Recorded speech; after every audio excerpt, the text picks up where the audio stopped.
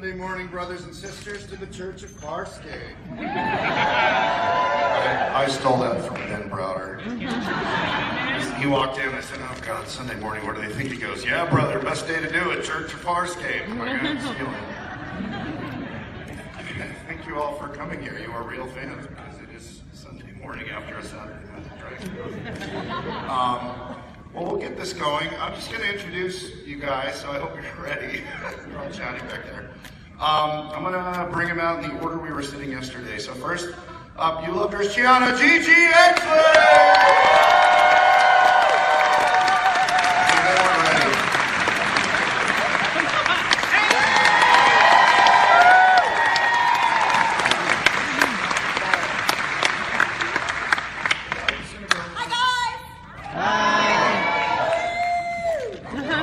Sunday morning, next, we're going to bring out, you loved him as Craze, or you kind of love to hate him as Craze, Lonnie Tubu!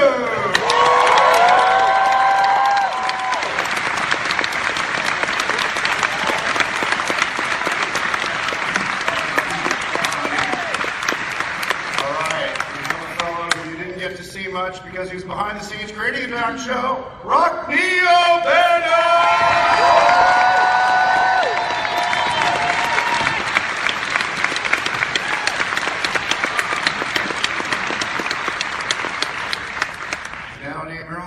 Well, that's good, but it's Sunday morning. A name you're all familiar with. He's a good friend and my boss, Brian Henson!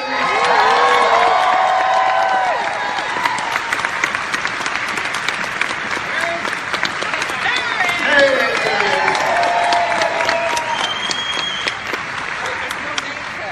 I know, so just sitting here, I'm just basically mirroring what we did yesterday, just to keep them awake. All right. I hope he's back there, because yesterday he surprised us.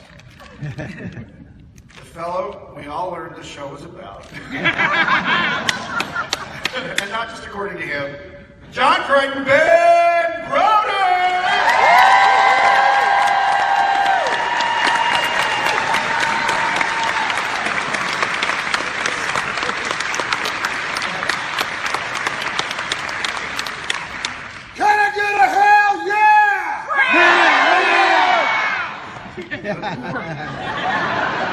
I'm leaving. All right. If you were here yesterday, you're going to say I wanted to do this. Love him, Miss Caladargo, Anthony Simcoe!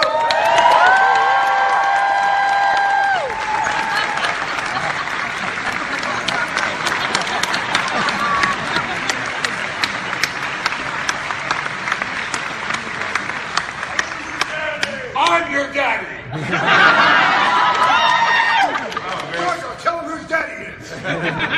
Oh, very Empire Strikes Back of you.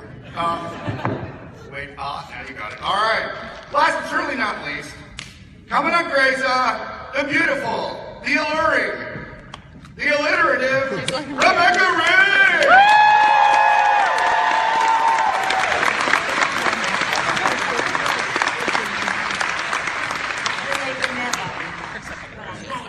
Now you all know who they are. We've got to write notes. The guy to my right is called Ben. The guy next to him is called Brian. There we go. All right, so they only put these here because on the backside it says, please remember you may be on DCT right now. Yeah.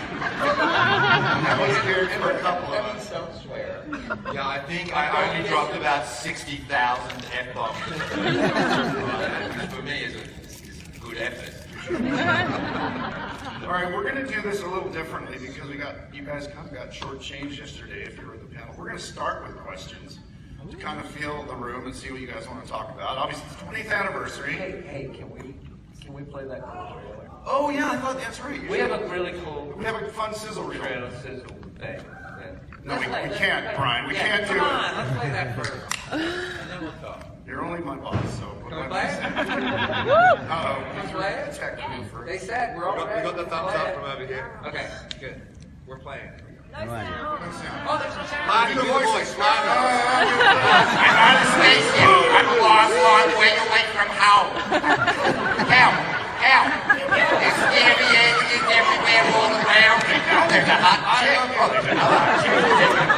Oh my God, I'm surrounded by hot chicks everywhere. That's pretty fucking awesome. Don't take me home. Please, ignore the last message. Take me home. I'm surrounded by hot chicks. Pew. I guess we don't have to. We can't figure out that. A romance that spanned the galaxies. Well, this is very well. Pew.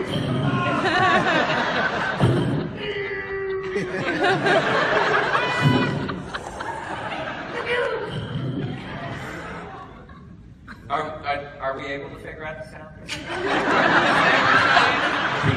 It's Sunday morning at Dragon Con.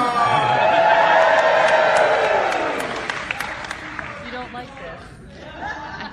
Big mess. Well, At least now you know how Brian I'm reacts. sorry, it's a terrible idea. When Brian's not happy with your performance, he just asks you a question.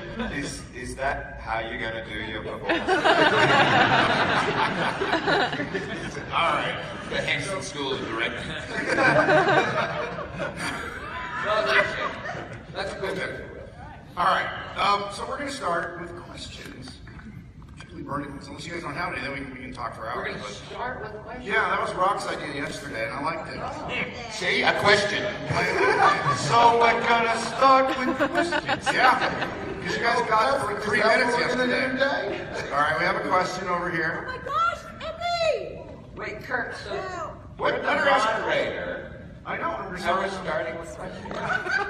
Okay. Sunday morning. That's like a really easy job. Close. Hi. After all of these years, does it surprise you how much love there still is for this particular show?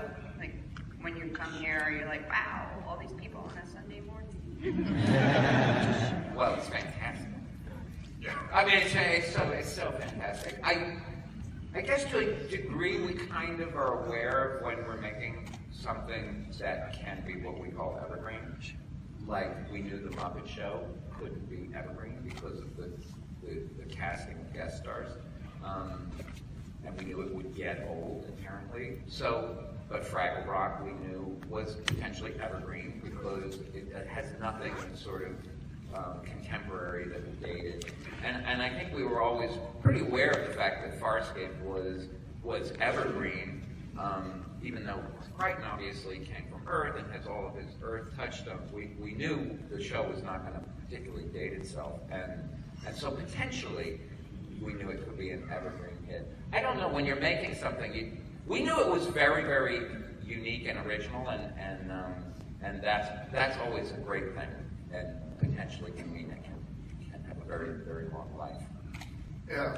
Did somebody have a better answer? No, but Better I want to expand on what, and part of what you're saying is that when we were coming up with pop cultural references for Farscape, quite often there would be a discussion about, does this reference have any legs? You know, Right. so as opposed to pulling a reference straight out of the latest headline, we would reference things like Star Trek or Star Wars, which we knew, I think, at that time that people were going to be watching them pretty much forever. Right. Or you could quote I Was Lucy and stuff like that. Anything that Yeah, already was. you know, the Three Stooges, things like that, and Shakespeare. So a lot of our pop culture stuff was actually, it wasn't the sort of like, hey, ripped from the latest headlines, like, you know. A lot of it wasn't current, and when something did come up which was current, I would try to find something that was more retro and or more specific to a science fiction audience, if that makes sense, you know. Like Translator Badge. but at some point you would call it, and you would have to call it out. I think the other thing which makes it timeless is the fact that the Henson Company, with practical effects, CG effects look very dated for most shows, although I think Farscape's hold up incredibly well. But because the bulk of our effects are practical, on screen, when I watch it now, other than the fact that we're in 4:3, and we did have that discussion about whether to go widescreen from season 1. we had the discussion. Well, yes, I know. The places where we wanted to deliver it to would not take it. BBC and Sci-Fi wanted it in that format, but the discussion was had. So, is it surprising? Yeah, it's surprising, but it's still so beautiful, Brian. it's pretty fantastic. Everybody did. All right, so we weren't surprised. I think, seriously, when you work on a show as hard as everyone did on this, I think you're just so focused on making it that, while also saying you're surprised that you thought, well, it's crap, but, well, people liked it. I think you're happy more than surprised. It's thrilling to see when you really put a huge amount of effort, and everybody was so committed to doing something unique and something special and cool, and a lot of, the show actually got more and more popular after we made it.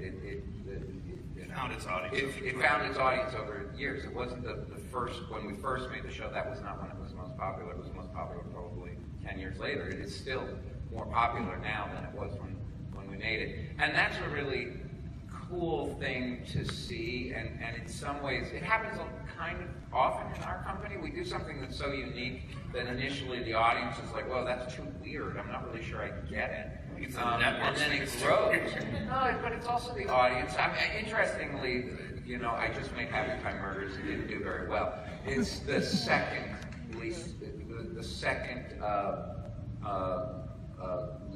successful film we've ever made, because the least successful film we ever made, which was a huge box office failure, was Labyrinth.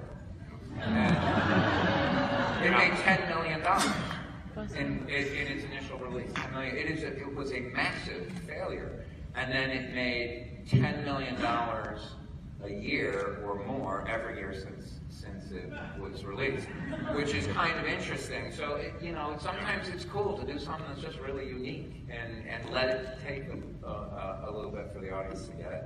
I think that's an earmark of the Henson Company, actually, is making something different, because, started with artists going, let's make something different. Let's copy that, but, put a hat on it. All right, next question, please. Hi, my question's about craft, and every time I get a new boss, I learn something new from them, and I'm wondering, is there something, a skill or a technique or something that you learned while working on Farscape that you've taken and brought with you in future projects beyond Farscape? You mean like a fighting skill or something, or horseback riding or whatever? I mean, no, I'm not making fun of it. Well, maybe I am. Yeah, anything. Or just a technique, I move my head this way.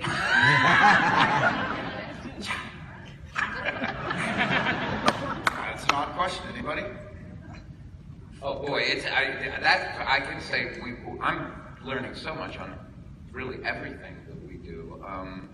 In Australia, there is with it, the quality of the shooting is really extraordinary. They shoot much faster, and they can always make it work. And so watching the directors of photography, particularly in Australia, was very impressive. In America and in England, the industry I was mostly raised in, production value, there's so much put into the sets and the environments, and in Australia they're really used to, look, we can't really afford a set, so we're going to do just this, and we're going to do this with the lights, and then they can make it look extraordinary. So I can't say a specific to it, but boy did I learn a lot about shooting and making the result look so much more than you actually had to spend on it.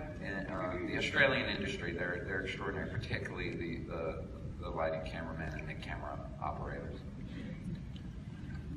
One of the things I just want to bring up very quickly is that one of the most exciting days I ever had was that you learn your script as an actor, and you turn up, and we're about to shoot the scene, an interior scene, and we did, and then all of a sudden production stopped. And we were told that we had to just stand down as actors because the script was being rewritten.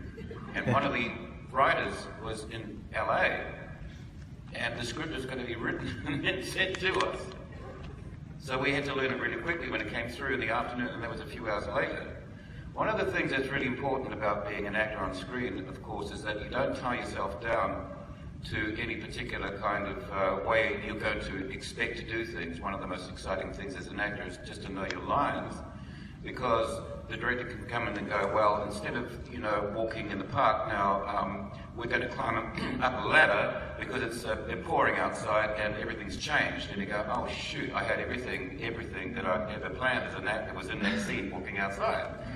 So you've got to be really on your toes and be versatile, and when the script came through, excuse me, we had to learn it really quickly and then deliver it. The scene, it was Claudia and I in the interior of Talon. And that for me was really exciting as an actor, just to know that you just need to understand one of the best things that you can learn as a technical craft is to learn your lines really quickly. You can't go through any sort of major kind of mammoth way of dealing with lines when you get it and go, I'm not ready yet, I've got the script, but I'm going to take a few hours to go through this and really get it into my, you know, psyche. No, it doesn't work that way. You know? And so that was really exciting for me. Working without script.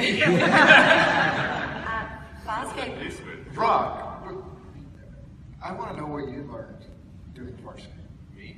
Yeah. Did you learn anything new or? To me, it was just a terrific release, because we really could do pretty much anything. So, and it's something I've tried to obviously bring to the project since then. It goes back to actually a question earlier. One of the things that I learned just from the entire experience was I did a show just before Farscape. I did a show called Sequest.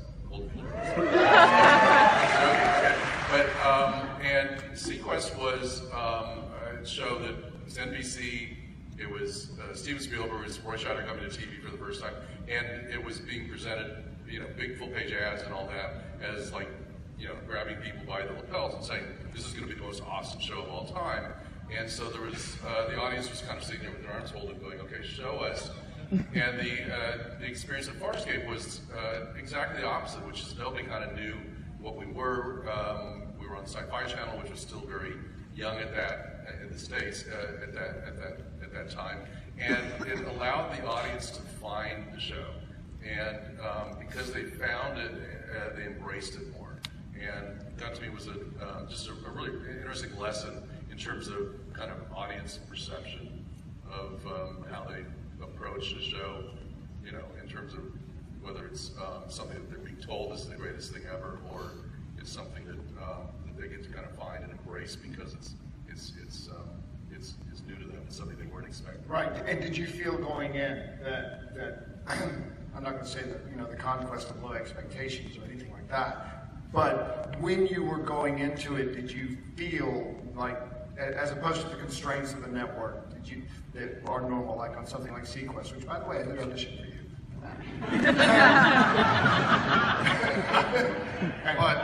But bygones. But going into Farscape, yeah, you know, Roy Scheider was in it, he's awesome.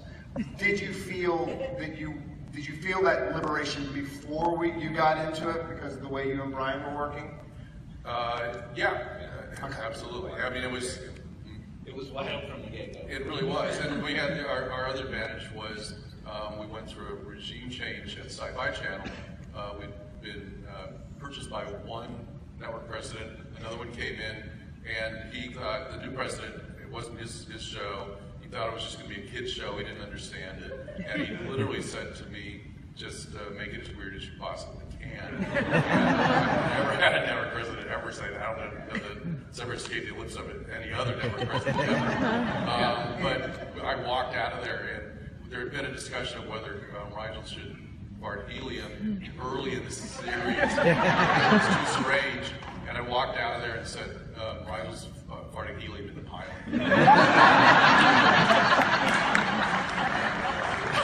Can I ask a question?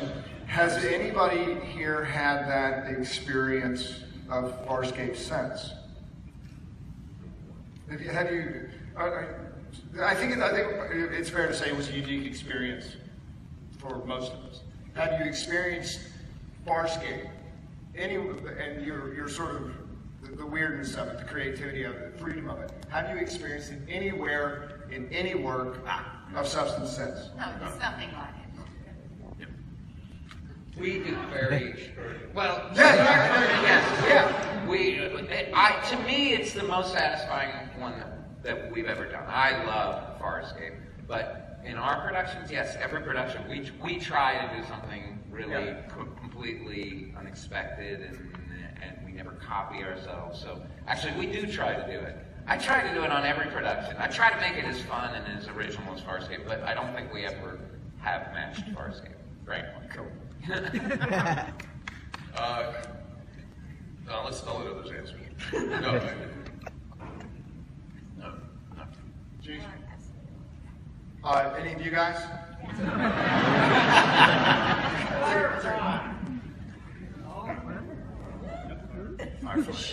He saw Firefly, it's great. No, so Firefly was on at the same time, and I didn't get to work on it. Anybody else? Anybody out here? Is Nathan here? What about Jewel? Jewel stayed? Is she around? We got about 3 minutes left. You guys